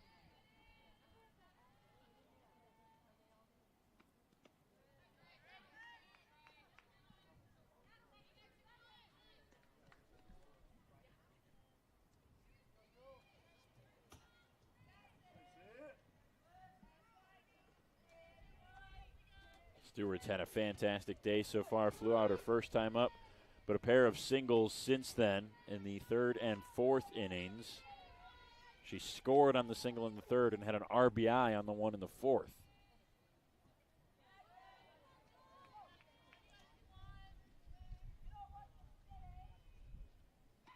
On the 2-0, she takes it right on the number, and she's fired up with her dugout as she heads down to first. Another 2-out base runner for Flagler. Columbus State just can't get out of innings quickly. They've had one 3-up, 3-down inning. That was back in the second. Yeah, and that's something you want to do. Focus on is make quick work of Flagler in the top half of the innings, because time is running out, and you don't want any additional runs scored already being down 3 and not being able to do anything in the last 2 innings on the batting side of things for Columbus State. Good back pick from Kaiser, but not in time on ball 1 to Emily Ritchie. So with Stewart over at first, she's the first hit batter for either side in this game. The 1-0 from Franklin, well outside. Ritchie walked and scored in the first. Had an RBI double in the third. She struck out her last time up in the fourth. And time called here for a couple of conversations. Kaiser and Franklin in the circle. Grant, Ritchie, and the batter on deck, and Hannah Smith just outside the Flagler dugout.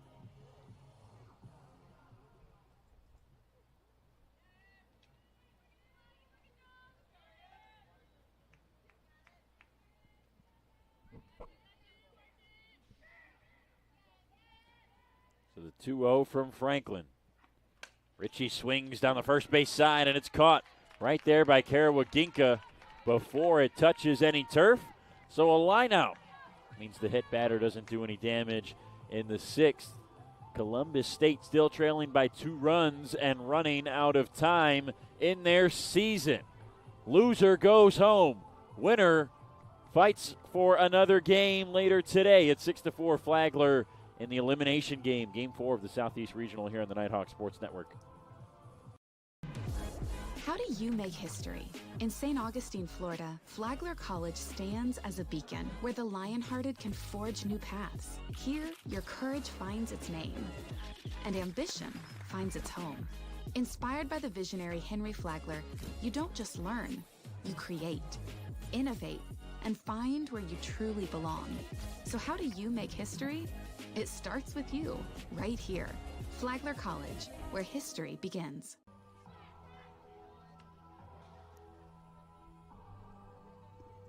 Two-run lead. Rachel Hester trying to keep it there against the Cougars of Columbus State. She'll have to do so in a tough spot against the top of the order here in the 6th inning. And Devin, it feels like what you and I talked about last half inning, we were right. The pressure starting to mount for Columbus State now, just down to 6 outs left to either tie or take the lead in this game.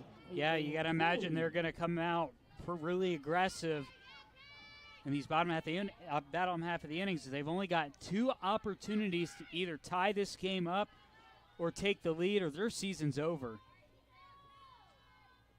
First pitch to Kennedy, a single and a double already today, and a successful sacrifice bunt for her.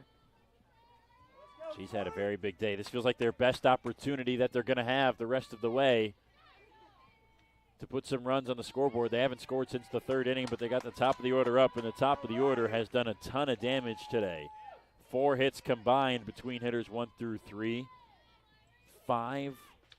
All 4 runs have come from their first 3 hitters. That one's foul off the bat of Kennedy, and she's behind 0-2 still.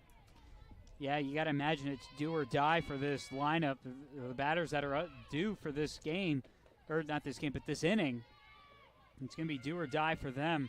Only 2 opportunities because it's not a given that you're going to see a Caitlin Kennedy or a Caitlin Cooper or a Lindsey Patton again in this game. Outside for ball 1.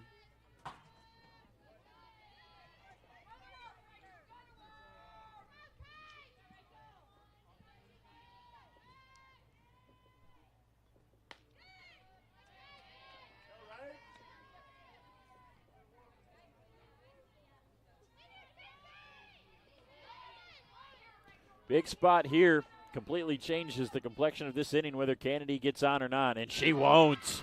Rachel Hester with another nasty pitch.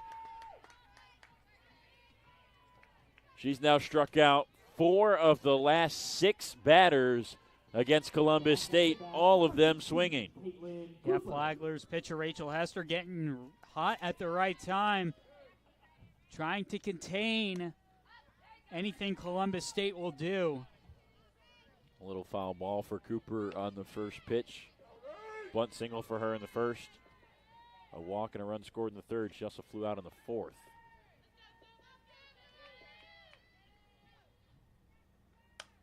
Cooper, shallow left field, coming in and making the catch is Kyla Kinnear. 2 up and 2 down in the 6th.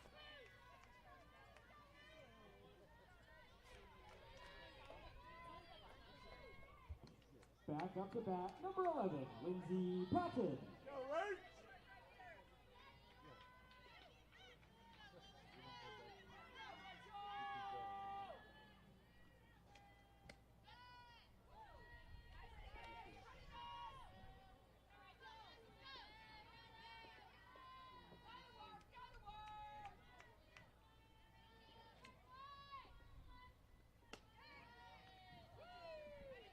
First 2 to Patton are outside.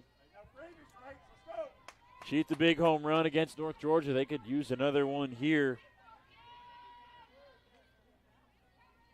The 2-0. Strike on the outside. Boy, close pitch. Could have gone either way.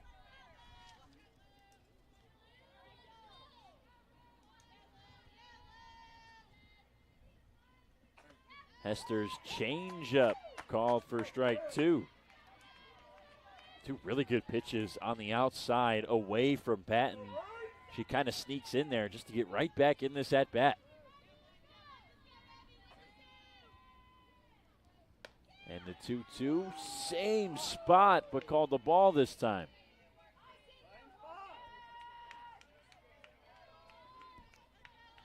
I appreciate that fan validating what I just said. Did you hear him? Yeah, I did. Floated foul. He said same spot. He said it with less composed than I did.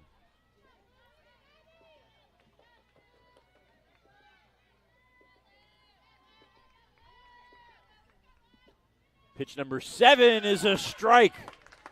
On a swing and a miss from Patton, Rachel Hester is cooking. She's struck out 5 of 8 now, 5 Ks in total for her. And Flagler, their final chance to pad the lead, a 6-4 advantage. They're up 2 runs. And they'll bat in the 7th. Here in a moment on the Nighthawk Sports Network.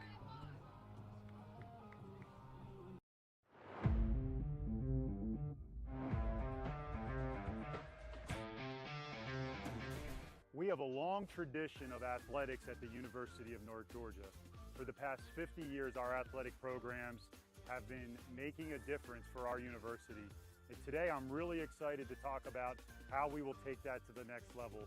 When you think about elite athletics, you think about elite performance. Mary Rob, tell me what that means to you. So elite performance at the University of North Georgia is unique because we have a value proposition unlike anybody else in this country, where we're able to perform at the highest level because of our connections with our Corps of Cadets and our College of Health Sciences and Professions, coupled with our professionals from coaches, athletic trainers, support staff, and our Department of Athletics, where we're preparing our student athletes to battle on the field of competition, in the classroom, and in our community. We'll be elite in everything we do. So today we are really excited to announce our strategic bet, where we are going to deliver elite performance, elite competition, and the most value-adding Division II athletic program in America. Go Nighthawks. Hannah Smith leads off the 7th inning, taking a pitch outside. 1 ball, no strikes. Juliana Franklin, the pitcher for Columbus State, to try to keep Flagler at bay, to keep the deficit just 2 in what will be their final chance to save their season in the bottom of the 7th.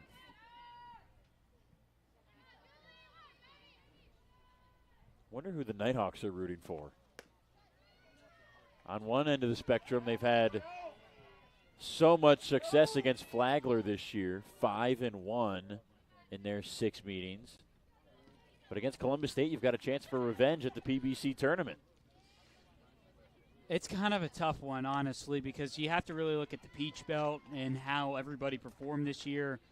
North Georgia was clearly out front for the regular season title, multiple games up over second-place Columbus State. Yeah, they went 21-3.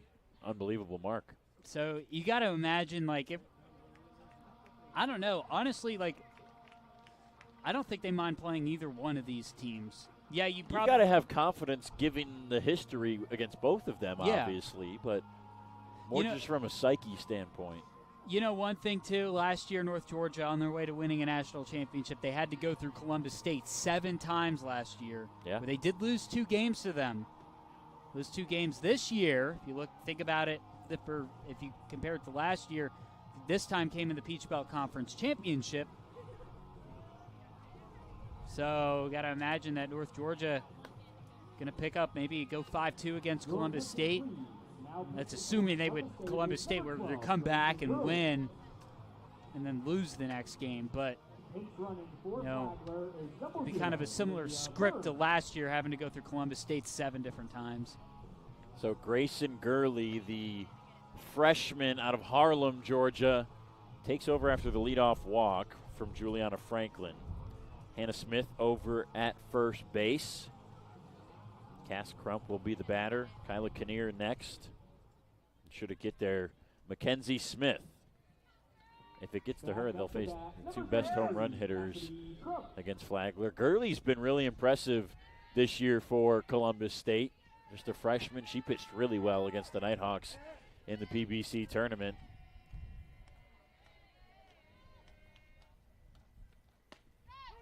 First pitch is a strike to Crump. Gurley in total on the season.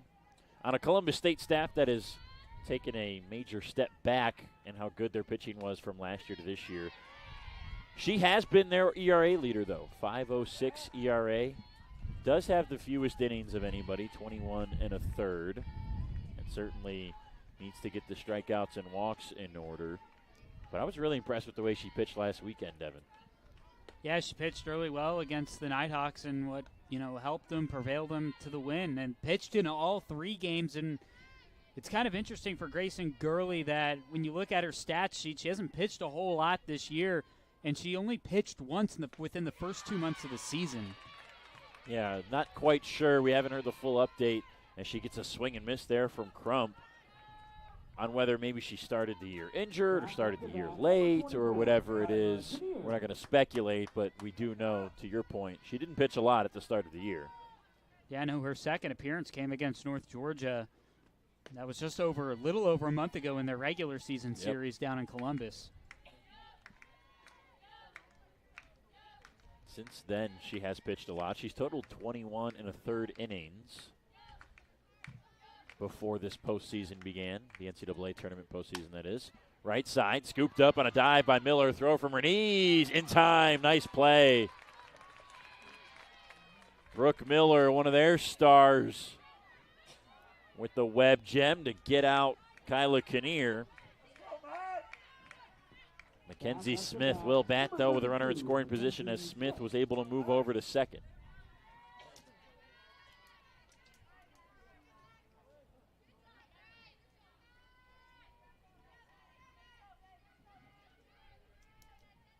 First pitch to Smith. Outside edge for a strike. So we don't have an official game time for the third game of the day, the fifth game of the tournament. Part of it will depend on when this one is over. We just got behind schedule with the extra innings, so now we're at the mercy of how quickly can the grounds crew, which is a fantastic grounds crew that we have here. They work so hard to make sure the dugouts, the field, this entire facility at Haynes and Carolyn Hill Stadium and all of Lynn Cottrell Park is glorious, one of the best in the country. Swing and a miss for Smith. Gurley comes in and gets a pair of Ks and gets out of it. Columbus State, their last chance this season is the bottom of the seventh. Coming up after the break on the Nighthawk Sports Network.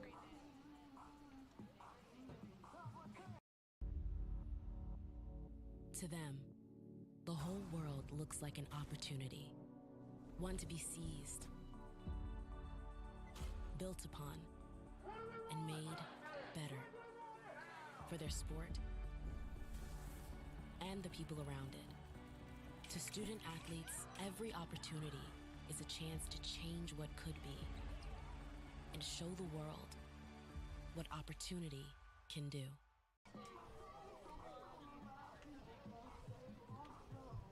It'll be Laura Harris, Brooke Miller, and Kenzie Bayer. Exactly what you want as the middle of the order, 4, 5, and 6, to try to at least tie this two-run ball game right now for Columbus State to continue their season. If they don't, they'll head back to Columbus, Georgia, and Flagler will remain here at Haynes and Carolyn Hill Stadium for an elimination game with the Nighthawks. First pitch to Harris is outside, ball one. Again, we don't know the timing of that third game of the day, another elimination game. The grounds crew will take care of the field once this game is over and both teams have departed from the dugout. Once the grounds crew gives the okay that the circle, home plate, the dugouts, the bullpens, everything is in order and up to game day standards, they will give the thumbs up. And then the 30-minute warm-up clock starts for both teams as Harris grounds out over at third and one out in the seventh. Yeah, all we know is that North Georgia is going to be facing off against the winner of this game, and depending on how quickly you get the field ready for warm-ups, is when that game will begin. Probably, you and I speculating in between the break, Devin, 5:30 what we're looking at depending on how this inning goes, unless Columbus State can find a way to keep this game going. If they push it to extras, it's a different conversation. If they don't, this game is ending this inning one way or another via a walk-off or a Flagler victory. Yeah, extra innings, that'll push it into a time of who knows. Miller behind 0-2. Hester rocks and fires. Ball one low. Miller does not have a hit today. She reached twice on a pair of walks in the first and third innings. Hester has 5 strikeouts today. She struck out 5 of 8 batters. Miller was the first of those in the fourth.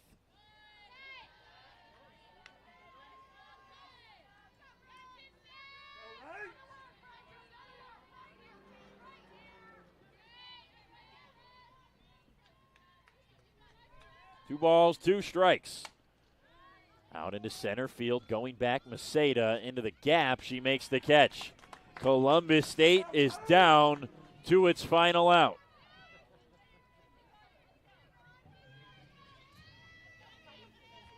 A Flagler team that had not been in the NCAA tournament in 12 years. Looking for its first NCAA tournament win in that span. Kenzie Bayer takes a strike on the outside edge. It's a Columbus State team that has been here plenty, but it's been a while since they got out of the regional.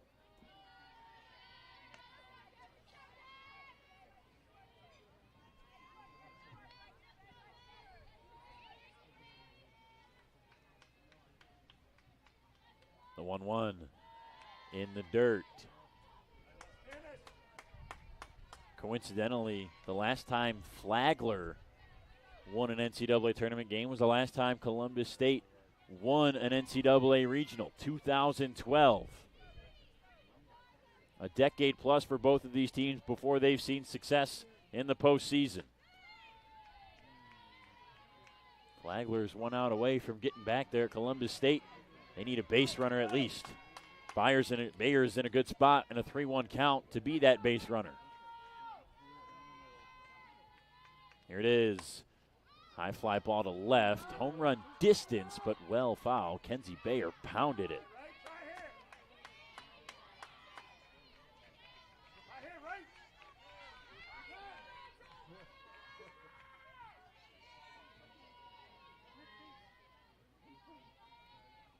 Three-two on the ground. Through the left side. Columbus State is still fighting. Bayer gets on. And that pushes it to Madison McDonald. A big 2-out knock. That's Columbus State's first hit since the 5th inning. Since the 3rd inning, they've only had 3 total hits. Now they need some magic. Hester against McDonald. McDonald starts out in front as she takes ball 1. Can Columbus State do it again? The 1-0, and that's right to short. Caught by Stewart. Flagler wins. The Saints survive, and Columbus State heads back home as their season comes to an end in Dahlonega with 2 losses in the regional. The 6th-seeded Cougars, the first team out of the Southeast Region 2 tournament, and Flagler will get another shot at the Nighthawks in a few moments in their second elimination game here in Dahlonega. What a win for the Saints, Devin. Yeah, big win for the Saints, picking up their first NCAA tournament win in a long time, and it's a repeat of the Peach Belt Conference tournament. They're going to have to face off against North Georgia for a second time. If you remember 2 weeks ago, they had to face off against UNG 2 times the Peach Belt tournament. This time, looking for a little bit of a different result, and it's going to be a fun matchup as the rivalry is renewed, and North Georgia going to have to play Flagler for a 7th time this season. So Saints and Nighthawks in the elimination matchup. The winner gets a chance to play Francis Marion tomorrow for a regional title to move on to the Super Regionals. For our producer, Bailey Vessel, I am Brendan Shabath. Alongside me is Devin Kupka. Devin and Robert will have North Georgia and Flagler for you in a few moments. Stay tuned as one more elimination game coming up here in Dahlonega on the Nighthawk Sports Network. Flagler survives over Columbus State 6-4. The Cougars are done.